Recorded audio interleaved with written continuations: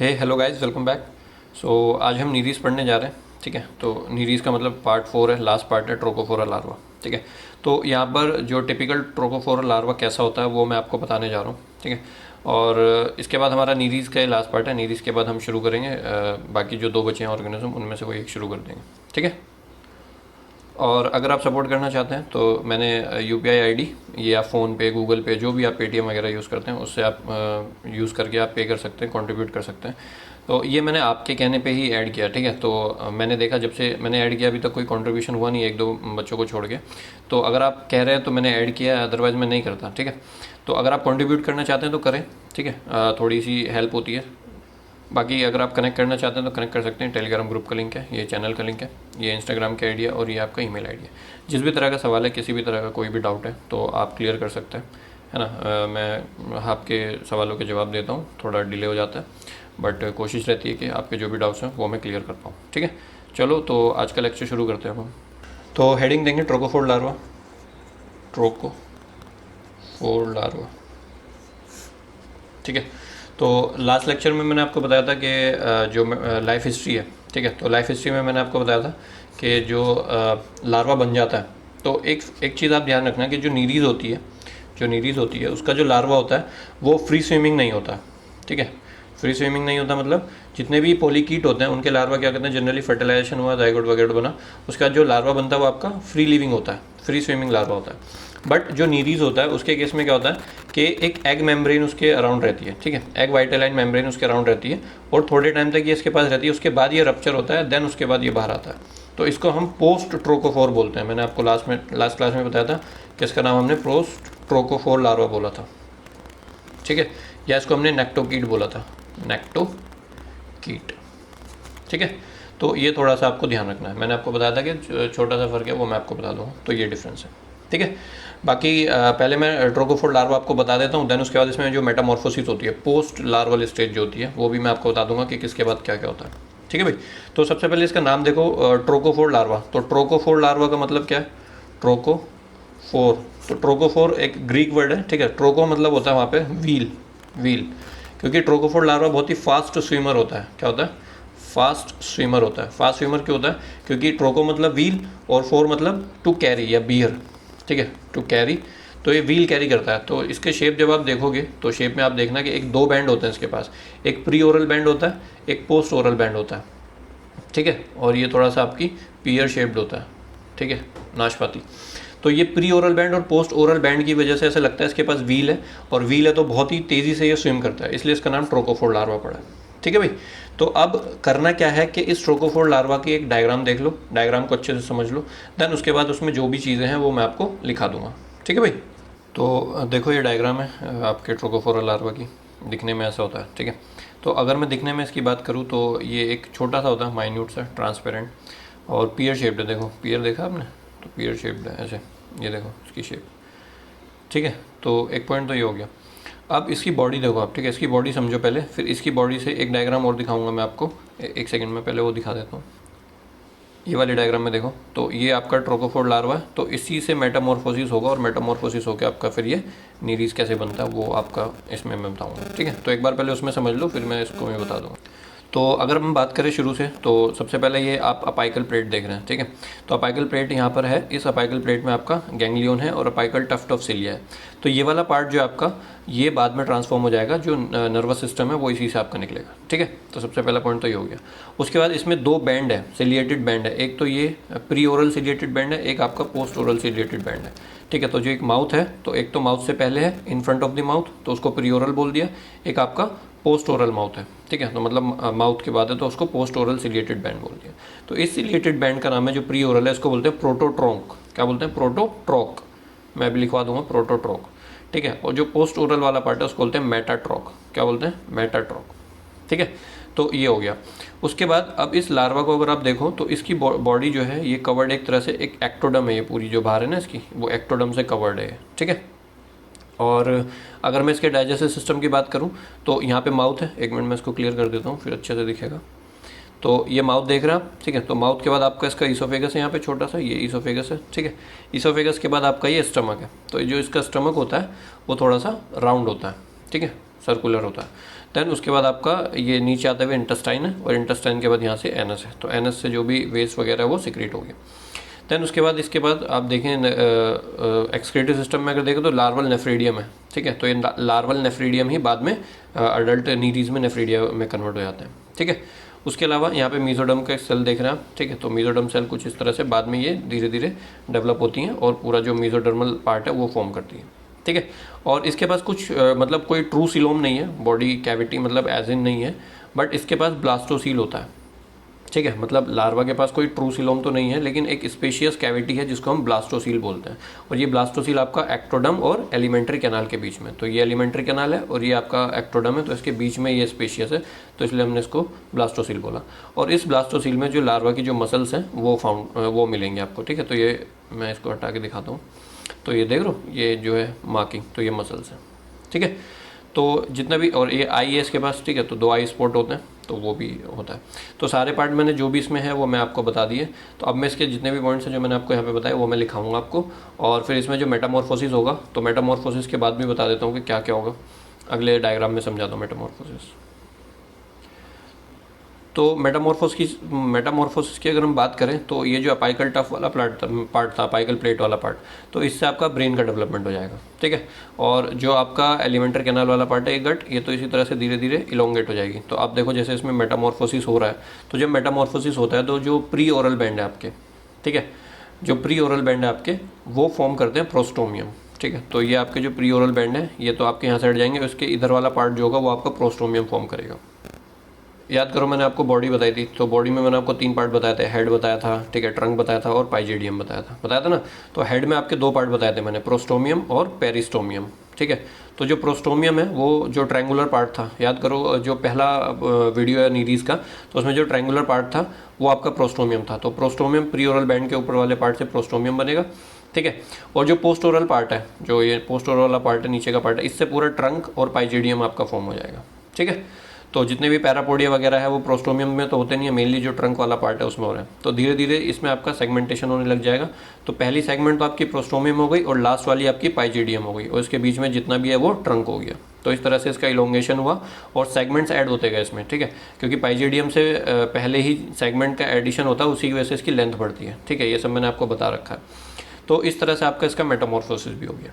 अब यही चीज़ें मैं आपको लिखा के समझा देता हूँ, मतलब लिखा देता हूँ अच्छे से जो भी मैंने आपको समझाया, ठीक है। तो क्लियर है, इसमें कोई डाउट नहीं होना चाहिए, ठीक है। तो ब्रेन बन गया आपका, और ये वेंट्रल कॉर्ड आपकी पूरी बॉडी में चली रही है, फिर ये गट है पूरी बॉडी में चली रहा है। तो बस इसी तरह से इसका मेटामॉर्फोसिस भी हो गया ट्रोकोफोरा लार्वा से, ठीक है। चलो अब इसको लिख लेते हैं। तो डायग्राम देख लिया आपने। अब डायग्राम देखने के बाद हम लिख लेते हैं कि पॉइंट्स, मतलब इसके जो कैरेक्टरिस्टिक्स हैं, कैरेक्टरिस्टिक्स। तो सबसे पहला point, it is a minute transparent unsegmented pear shaped larva, ठीक है भाई। तो एक पॉइंट तो हो गया ये। देन उसके बाद इसकी 2 सरफेस होती हैं, इट हैज़ 2 सरफेस, ठीक है, एक ओरल और एक एबोरल, ठीक है। वो आपको पता ही है, ओरल माउथ वाली, एबोरल अपोजिट टू माउथ, ठीक है। तो ओरल और एबोरल हो गया। देन उसके बाद अगर हम बात करें इसका हेड वाला जो पार्ट था, ठीक है, तो वहाँ पे आपने देखा एक अपाइकल प्लेट थी, ठीक है। उस अपाइकल प्लेट में आपके टफ्ट ऑफ सिलिया थे, ठीक है। और इसी के नीचे आपका जो गैंग्लियन वगैरह है, यहीं से आपका ब्रेन का डेवलपमेंट होता है आपका, ठीक है। तो एक पॉइंट आप ये लिख लेना, there is a sensory apical organ, ठीक है, या plate bearing of tuft of cilia, ठीक है। और एक पॉइंट और लिख लेना कि ब्रेन रुडिमेंट्स, क्योंकि ब्रेन का डेवलपमेंट यहीं से होगा, ब्रेन रुडिमेंट्स जो बेसिकली गैंग्लियन की हम बात कर रहे हैं, ठीक है। तो brain rudiments are usually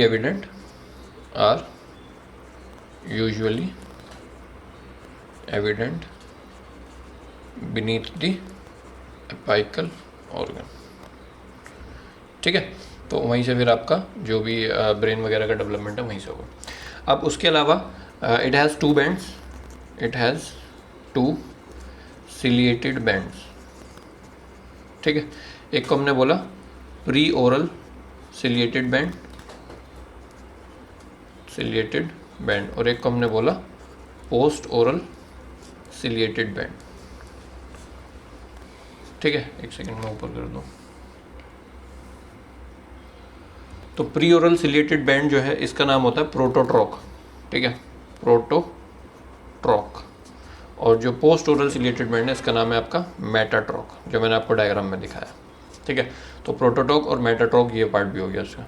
and the body is bounded by the thick ectoderm, ये भी मैंने आपको बताया था कि इसकी बॉडी जो है इज बाउंडेड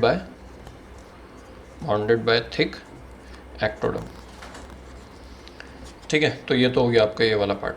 उसके बाद मैंने आपको बताया कि डाइजेस्टिव ट्रैक में आपका क्या देखा, माउथ देखा आपने, ईसोफेगस देखा, उसके बाद आपका राउंड स्टमक था, देन इंटेस्टाइन थी, फिर एनस था। ठीक है, तो ये तो लिखने की ज़रूरत नहीं है, बट मैंने आपको ये बताया था कि जो आपका एलिमेंट्री कैनाल है, ये इसकी पूरी एलिमेंट्री कैनाल है और बाहर आपकी इसकी एक्टोडर्म थी, तो उसके बीच में जो ये स्पेशियस स्पेस था उसको हमने ब्लास्टोसील बोला था, लेकिन ट्रू सीलोम इसमें एब्सेंट होता है, मैंने आपको बताया था। तो एक पॉइंट ये लिख लेना कि it lacks coelom but possesses a spacious blastocele between the alimentary canal and ectoderm। ठीक है, तो ये सारे पॉइंट्स कवर हो गए। हाँ, और ये भी वो भी लिख लेना कि एक इसके पास नेफ्रीडियम होता है और मसल्स भी होती हैं। ठीक है, so muscles are present in the blastocoel and there is a larval nephridium also.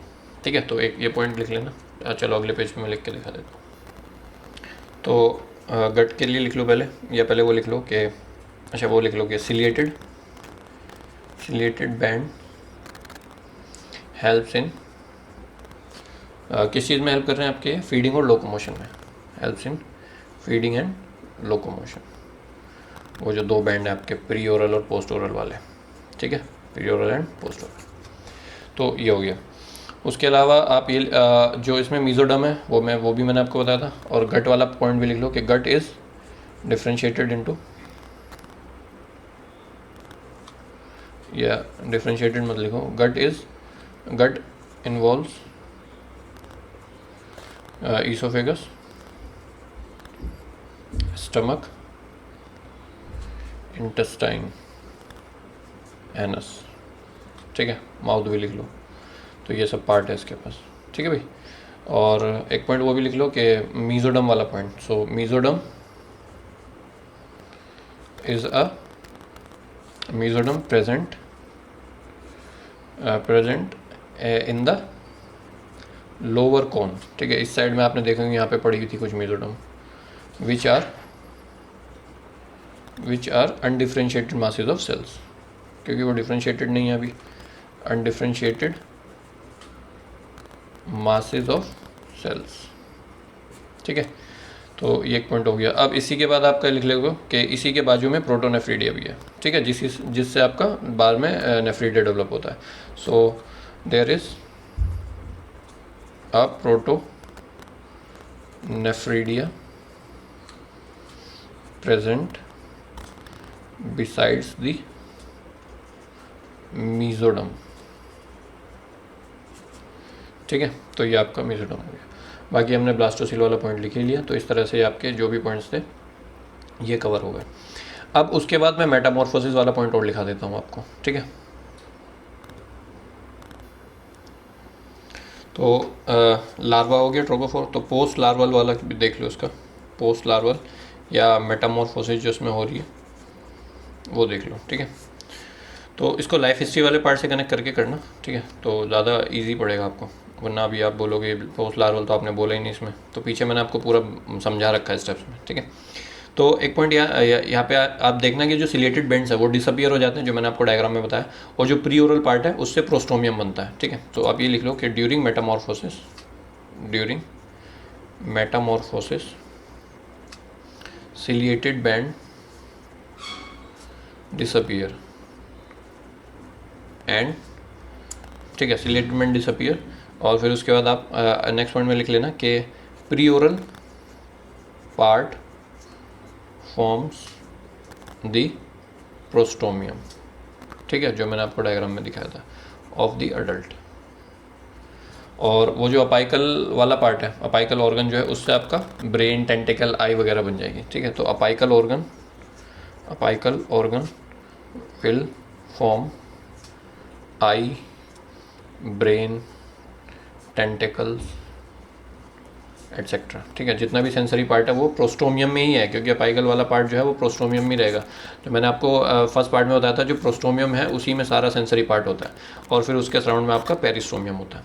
ठीक है, और जो पोस्ट ओरल पार्ट है वो कंस्ट्रिक्ट करके सेगमेंट्स में कन्वर्ट हो जाएगा और धीरे धीरे इलोंगेशन होने लग जाएगा। ठीक है, फिर उसमें पैरापोडिया, ब्रिसल्स वगैरह आ जाएगी और लास्ट में पाइजेडियम आ जाएगा। ठीक है, तो ये भी आप लिख लो कि post oral part constricts into segments and elongates to develop parapodia and bristles। ठीक है, और जितने भी सेगमेंट है उसमें आपका लास्ट वाला जो पाइजेडियम है वो आपको पता ही है। ठीक है, सो एक पॉइंट और लिख लेना कि adult grows by adding few segments in front of the pygidium। ठीक है, याद करो नीरीज में जो सबसे एंटीरियर वाला पार्ट था वो प्रोस्टोमियम था आपका, जो लास्ट वाला पार्ट था वो पाइजेडियम था, और बीच में आपका ये ट्रंक था। ठीक है, तो ट्रंक में सेगमेंट ऐड होते जाते हैं, उसकी लेंथ बढ़ती जाती है। पाइजेडियम में आपका जो एक्सक्रीटरी पार्ट होता है वो यहाँ पे रहता है, और जो सेंसरी पार्ट है वो प्रोस्टोमियम में रहता है, और इसके अराउंड वाला जो सेगमेंट होता है उसको हम पेरिस्टोमियम बोलते हैं। ठीक है, तो ये सब मैं आपको बता चुका हूँ पहले।